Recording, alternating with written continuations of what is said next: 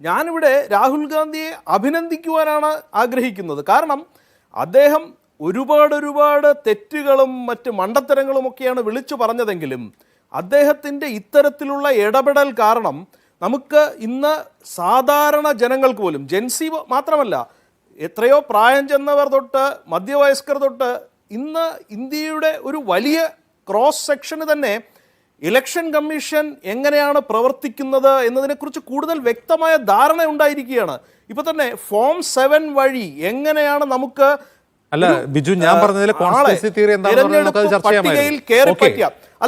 രാഹുൽ ഗാന്ധിയുടെ പ്രചാരണം വഴി ആളുകൾക്ക് തെരഞ്ഞെടുപ്പ് പ്രക്രിയ എന്താണെന്ന് മനസ്സിലായത്. ഓക്കെ, ഞാൻ ചോദിച്ച ചോദ്യത്തിൽ അങ്ങേക്ക് എന്താണ് കോൺസ്പിറസി ആയിട്ട് തോന്നിയത്? കോൺസ്പിറസി ആയിട്ട് തോന്നിയത് എന്താണെന്ന് വെച്ചാൽ, ഈ ജെൻസി എന്നുള്ള വാക്കുണ്ടെന്നും BJP അതിനെ എതിർക്കുന്നത് ഭയന്നുകൊണ്ടാണെന്നും അമിത്ഷാ ഇങ്ങനെ ഇന്ത്യയിൽ കലാപമുണ്ടാകാതിരിക്കണം എന്ന് പോലീസിനോട് നിർദ്ദേശിച്ചത് രാഹുൽ ഗാന്ധി ഇളക്കി വിടുവാൻ പോകുന്ന കലാപത്തിനെതിരായി പ്രവർത്തന സജ്ജരായിരിക്കുവാൻ വേണ്ടിയാണെന്നും ഇത് ഞാൻ പറഞ്ഞതല്ല. ഒന്ന് ഇന്ത്യൻ എക്സ്പ്രസിന്റെ വാർത്തയാണ്. ഈ മീറ്റിംഗ്, ഈ കോൺഫറൻസ് നടന്നത്, അമിത്ഷാ ആവശ്യപ്പെട്ട കോൺഫറൻസ് നടന്നത് ജൂലൈ ഈ ജൂലൈ അവസാന വാരം ഞാൻ പറഞ്ഞത്. ഓക്കെ, അത് എന്റെ കോൺസ്പിറസി അല്ല. അതായത് അമിത്ഷാ തന്നെ പറയാണ് 74-ൽ കോൺഗ്രസ് സർക്കാരിനെതിരെ ഉണ്ടായിട്ടുള്ള ജനകീയ പ്രക്ഷോഭങ്ങളുടെ മാതൃകയിൽ അതിനെപ്പറ്റി പഠിക്കുക, അതിനെ ആരാണ് പിന്തുണച്ചതെന്ന് പഠിക്കുക, അത്തരം സമരങ്ങൾ നോക്കൂ, അത്തരം സമരങ്ങൾ ഭാവിയിൽ ഉണ്ടായാൽ അതെങ്ങനെ തടയണം എന്ന് പഠിക്കാൻ പോലീസിനോട് ആവശ്യപ്പെടുകയാണ്. അതിന്റെ അർത്ഥം എന്താണ്? അവിടെയാണ് ഞാൻ ഇത് താങ്കൾ പേപ്പറിൽ നിന്ന് വായിക്കുന്നത് തന്നെയാണ്. പക്ഷെ നമ്മൾ വായിക്കുന്നത് എങ്ങനെയാണ് വിലയിരുത്തേണ്ടത് എന്നുള്ളത് നമ്മുടെ ചിന്താശക്തി അനുസരിച്ചാണ്. ഇവിടെ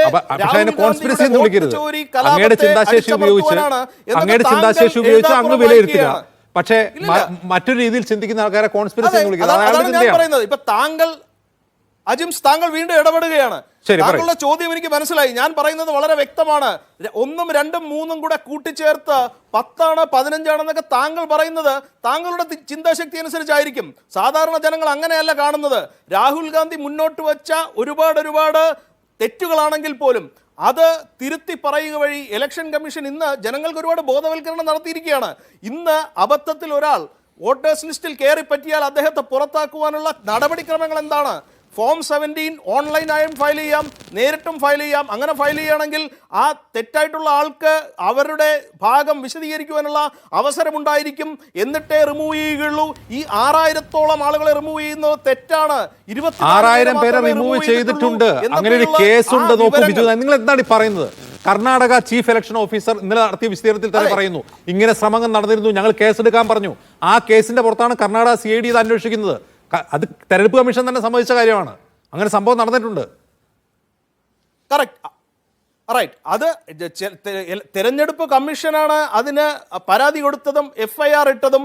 അതിന് കർണാടക CID അവർ അന്വേഷിച്ചതിന് ശേഷം അവർ മുന്നോട്ട് വച്ചത് ഇത്തരത്തിലുള്ള കേന്ദ്രീകൃതമായ യാതൊരു അട്ടിമറിയും ഇവിടെ നടന്നിട്ടില്ല, അതിനുള്ള തെളിവുകളില്ല എന്നുള്ളതാണ്.